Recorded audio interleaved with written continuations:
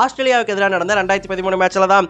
அந்த மேட்ச்ல யாருமே எதிர்பார்க்காத ஒரு சாதனையை பண்ணியிருந்தாரு. அதுதான் டபுள் செஞ்சுரி.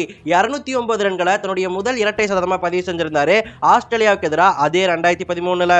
சச்சின் டெண்டுல்கர், வீரேந்தர் சேவாக் மாதிரியான லெஜண்ட்ஸ் மட்டும் பண்ண டபுள் செஞ்சுரி சாதனையை அன்னைக்கு இவர் பண்ணதுமே எல்லாருமே ஆச்சரியப்பட்டு பார்த்தாங்க. எப்பரா இந்த பையனால முடிஞ்சிச்சு அப்படின்னு சொல்லிட்டு 158 பாலுக்கு 209 ரன்கள் அடிச்சிருந்தாரு. கொக்கமக்கா என்னடா அடி அடிக்கிறான் இவன், போட்டு பொலன்னு பொழந்துக்கிட்டு இருக்கா, யாரா இந்த பையன் அப்படி சொல்லி எல்லாருமே ஆச்சரியப்பட்டுட்டாங்க. அந்த ஆஸ்திரேலியா டூர் ஆனது அவருக்கு டெஸ்ட் வாய்ப்பையும் வாங்கி கொடுத்து, அந்த ஒரு சம்பவத்தால இந்திய அணியின் தவிர்க்க முடியாத சக்தியா ரோஹித் சர்மா மாறிட்டாருங்க. அதுக்கப்புறம் 2014 சரியா நவம்பர் 13ஆம் தேதி அன்னைக்கு ஒரு சம்பவம் நடந்துச்சுங்க. எங்க ஸ்கூலுக்கு பக்கத்துல தான் வீடு இருக்கும். மதியான சாப்பாடு டைமுக்கு நான் வீட்டில் வந்து தான் சாப்பிடுவேன். அப்படிதான் அன்னைக்குமே வீட்டில் வந்து சாப்பிடலாம் அப்படின்னு சொல்லிட்டு வந்து சாப்பிட்டு இருந்தாங்க. சாப்பிட்டு இருந்தவன் டக்குன்னு டிவி ஆன் பண்ணி மேட்சை பார்த்து தொலைச்சிட்டேன். அவ்வளோதான், முடிஞ்சு போச்சு. அந்த மேட்ச்ல ரோஹித் சர்மா காட்டின காட்டு இருக்குல்ல, அப்படியே உக்காந்துட்டேன். ஸ்கூலுக்கு போற இஷ்டமே கிடையாது. அடின்னு அடிச்சுக்கிட்டே இருந்தாரு.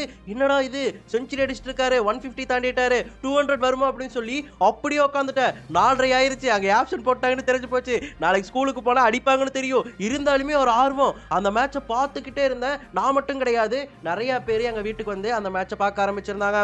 அப்பதாங்க யாருமே பண்ண முடியாத ஒரு சாதனையை ரோஹித் சர்மா பண்ணாரு. 264 ரன்களை அந்த மேட்ச்ல அடிச்சாரு. 173 பந்துகளை கோச்சிருந்தாரு. 33 போருங்க. அதனால தாங்க உட்காந்துட்டேன். ஒவ்வொரு பாலுமே நாலா பக்கமும் சதறி போய்கிட்டே இருந்துச்சு. 9 சிக்ஸுமே விளாசி இருந்தாரு. அந்த ஒரு சாதனையை இப்ப வரைக்கும் யாருமே முறியடிக்கலங்க. கிட்டத்தட்ட 12 வருஷத்துக்கு மேல ஆச்சு. யார் இனிமே முறியடிப்பாங்கன்னு எனக்கு தெரியல. அதன் பிறகு 2017 ஸ்டார்ட் ஆகுது. ஸ்ரீலங்காவுக்கு டூர் போறாங்க இந்திய அணி.